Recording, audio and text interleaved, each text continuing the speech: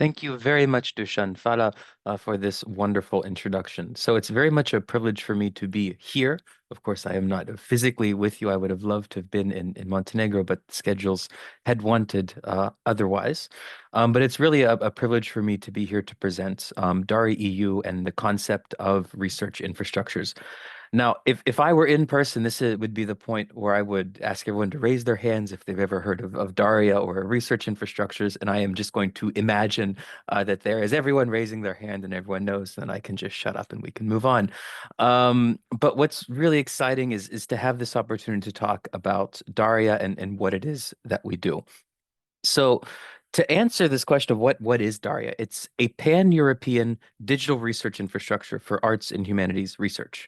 So there's a lot to take out of that. One is pan-European, it's across Europe. And as we'll see, it is open to not just member countries of the European Union, but really has a much wider reach than that.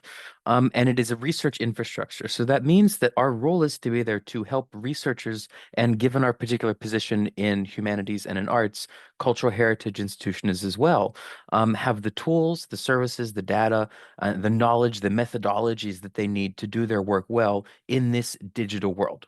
Because one of the things that's important to keep in mind, and maybe I'm preaching to the converted here, is the digital turn is not something we can choose to do or not. There's no I don't do digital.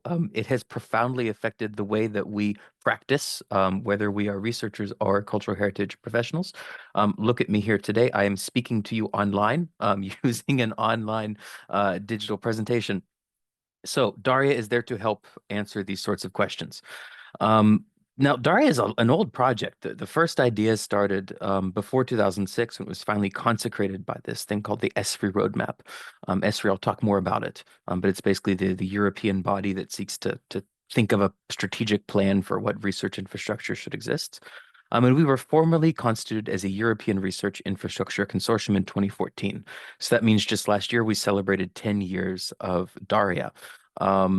And we've been a landmark. So this is sort of your final form since 16.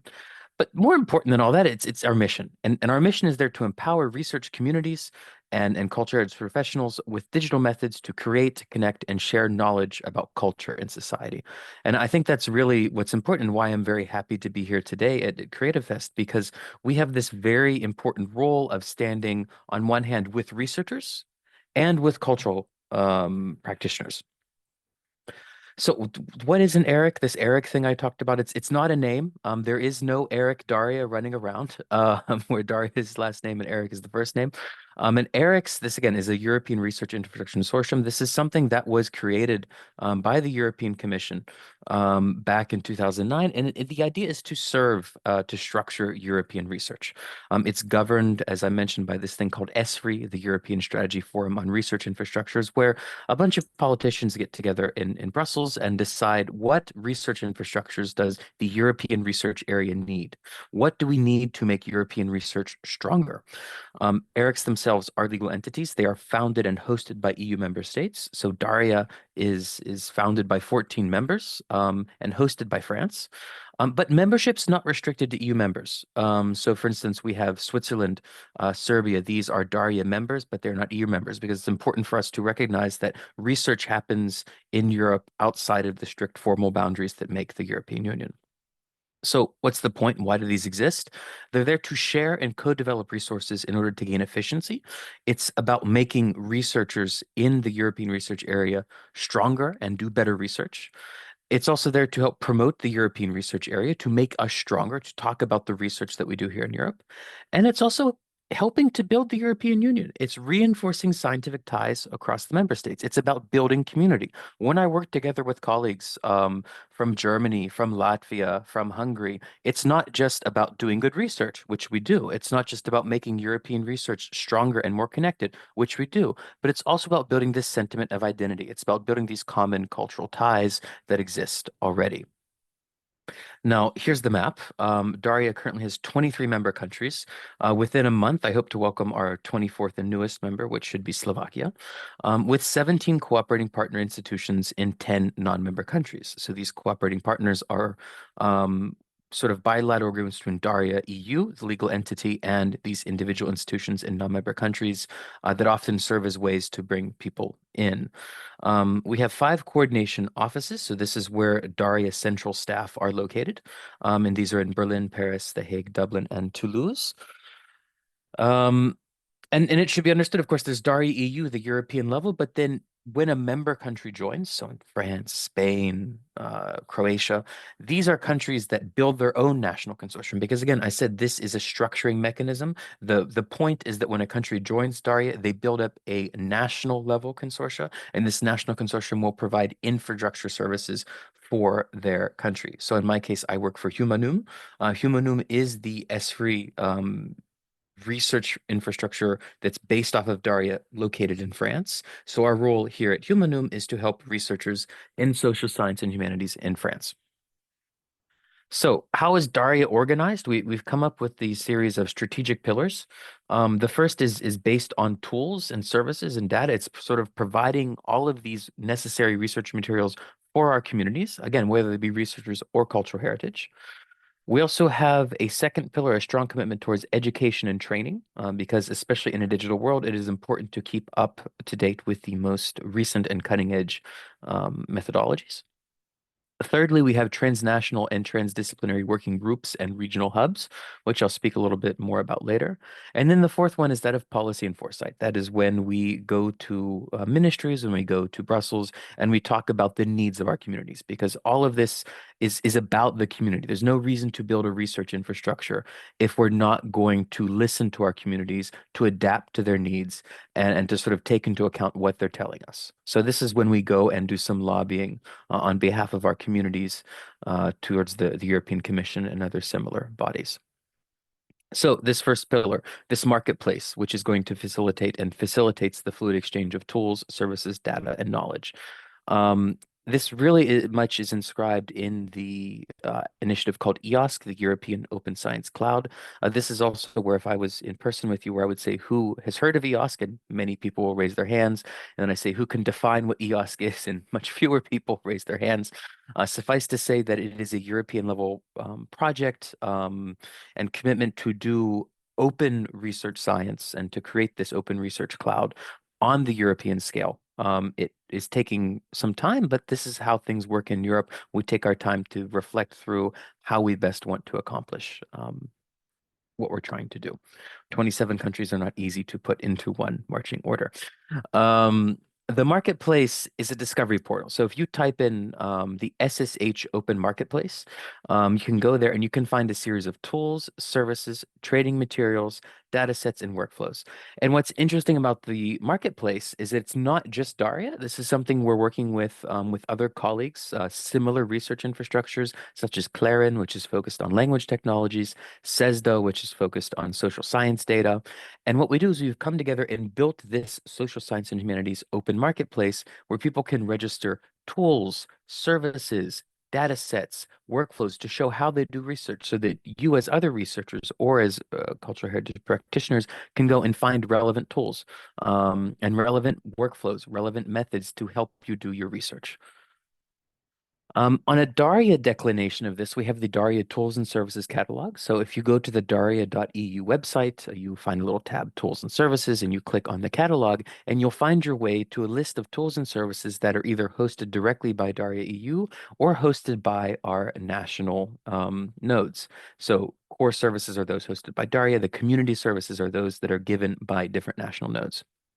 And what's interesting about that is we have over 320 different community services. So if you want to do data visualization, if you want to create a software that will help you organize the information in your library, if you want to find a standard with which to participate or to share your different materials, we probably have something for you there.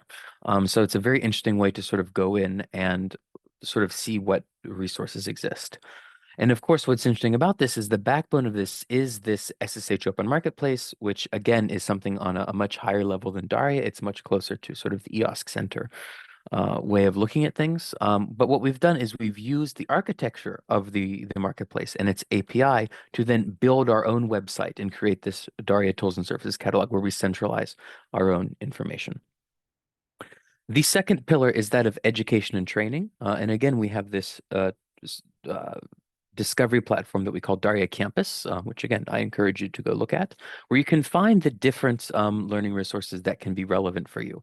Because as we know, in a world in which practices are changing, I think if you taught a basic level introduction to how to do digital things in 2025, it would be radically different than what it was in 2022 because things are changing rapidly. So it's important for us to create these learning resources that are validated by members of our community, that are kept up to date, and that help not just Darians, but people broadly. You can go today onto campus.daria.eu and find resources that are relevant for you. So again, this access to education and training is something that's very important to us. And the fourth pillar, which I'll speak about now because I want to finish on that of communities, is that of foresight and policy. So again, we act as a strong voice for arts and humanities in European and national policy debates on the future of science and of scholarly communication. We establish partnerships, we liaise with other open science stakeholders, such as the Kuara Initiative, and we really try and optimize the environment for arts and humanities research. Arts, humanities, culture, we are often sort of the forgotten sector of science and research.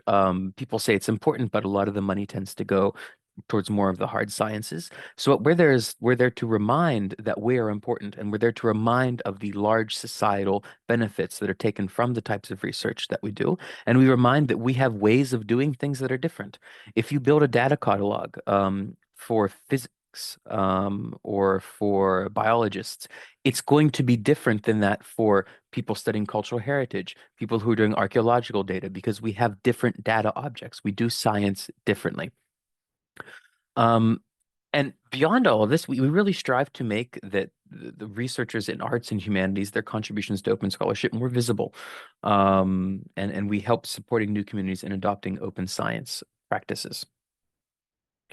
And again, this is where I think it's important to see how Daria can help with all this, because what Daria does, and this is what, when I'm talking on a national level for Humanum, I sort of emphasize as one of the big roles we have to help, is we take this very complex research infrastructure ecosystem between EOSC, between data spaces, between this new European collaborative cloud for cultural heritage, which I think is of particular interest, given the topic of Culture Fest. And we sort of translate that into something that our communities and that our stakeholders understand. We say, okay, this is where things are headed. This is what you need to do. This is how you can benefit. And this is something I've been able to do with some degree of success here in France, but this is something that we produce across our network. We have, we send out to our German node and then they do that for their communities and vice versa, because it's very important to sort of take this Euro speak and then translate it into something concrete and more tangible for the cultural heritage professionals, for the researchers that have a lot going on. And now I want to finish with this question of communities. So working hubs, working groups, regional hubs, and other forms of transnational and transdisciplinary organization. So this is where I'm a historian, and I'm a historian who was trained, I study French history, but I was trained in the United States. And then I came to France, and the way that we study French history in France versus the way we study French history in the US is radically different. And my career was enriched from this. Um, in the same way that now I sometimes talk with archivists and we talk about the different documents we look at, and they have a different relationship with the document than I do, in the same way that literary scholars have a different relationship. And it's when we are transdisciplinary and when we are transnational that our research really becomes very important and becomes much stronger, because we're dealing with common objects and we're dealing with common structures and common problems, but we have different perspectives.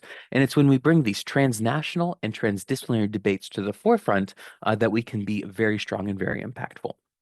Now, there are over 20 active working groups within DARIAH, so I think there's something for everyone. But one that I know very well is that of ELDA, so that is Ethics and Legality in Digital Arts and Humanities, that looks at these ethical and legal questions. It's a lot of GDPR questions, but we're also moving more and more into questions of the ethics of using artificial intelligence, of training model data.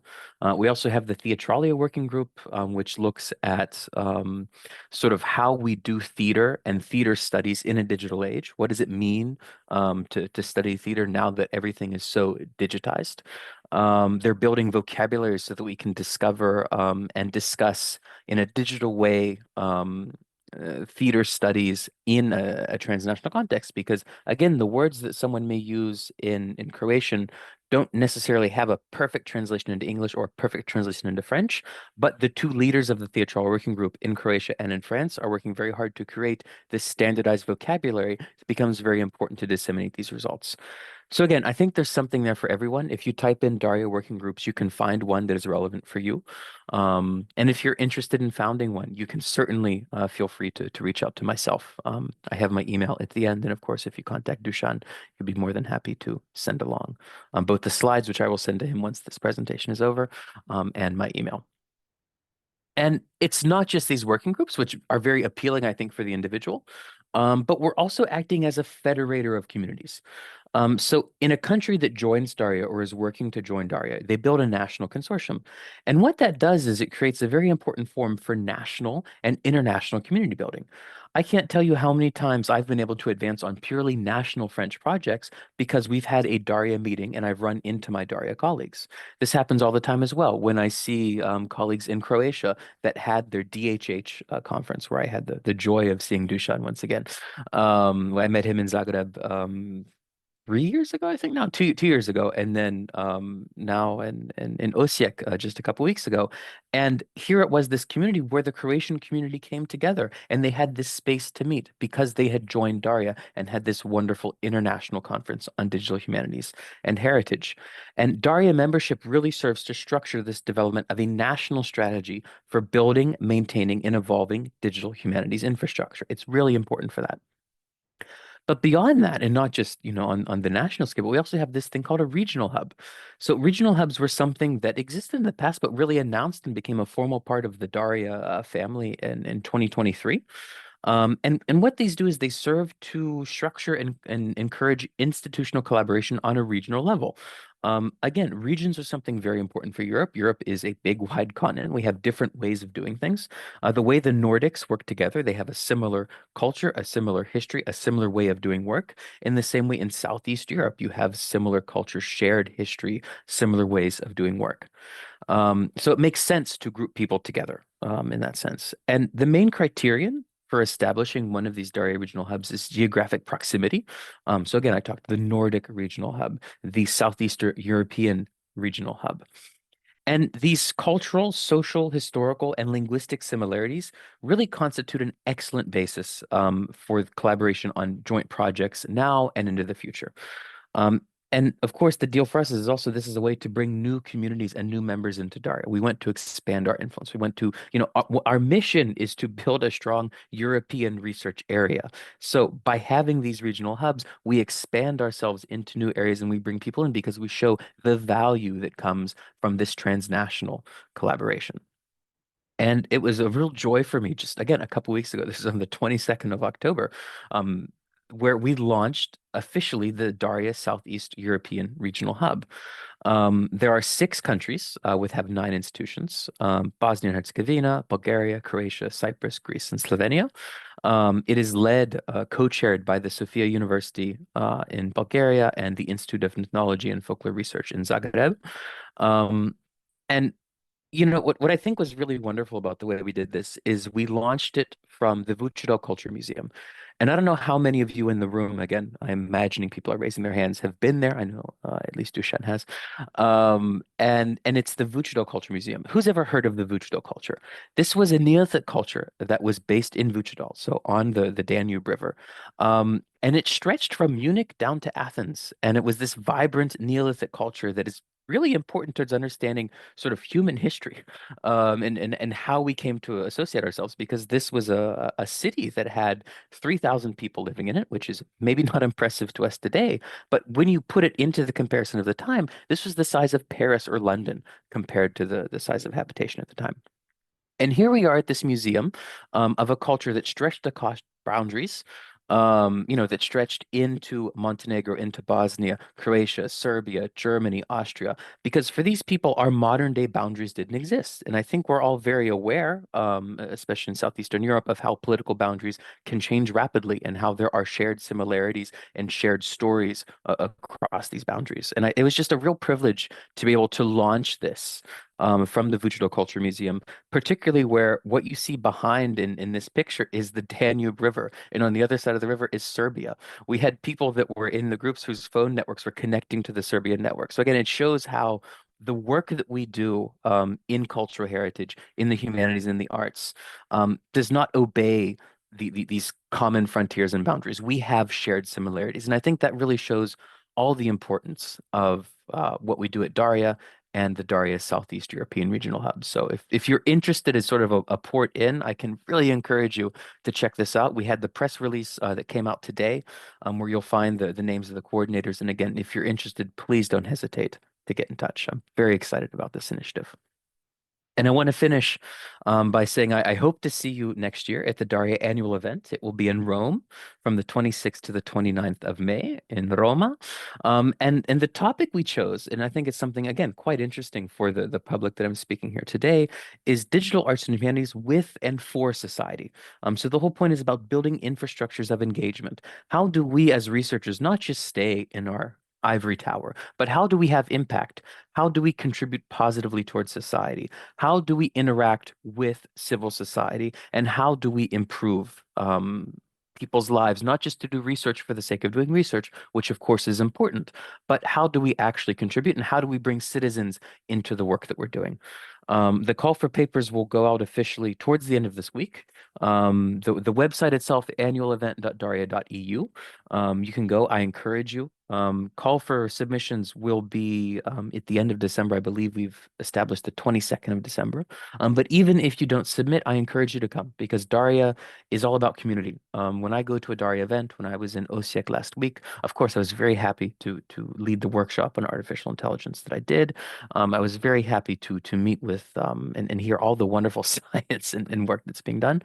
But mostly, I was happy to see friends again. I was happy to see Koyalka. I was very happy to run into Dushan as he was checking into his hotel. DARIAH is a group of people who do great research, but they like to do great research together, and it's a very big, happy family. So I hope some of you will have been convinced by this talk that it's a family worth perhaps thinking about joining. So I'll finish there. Bala, thank you so much for your attention for some guy from France speaking at you online. And it's been a real pleasure.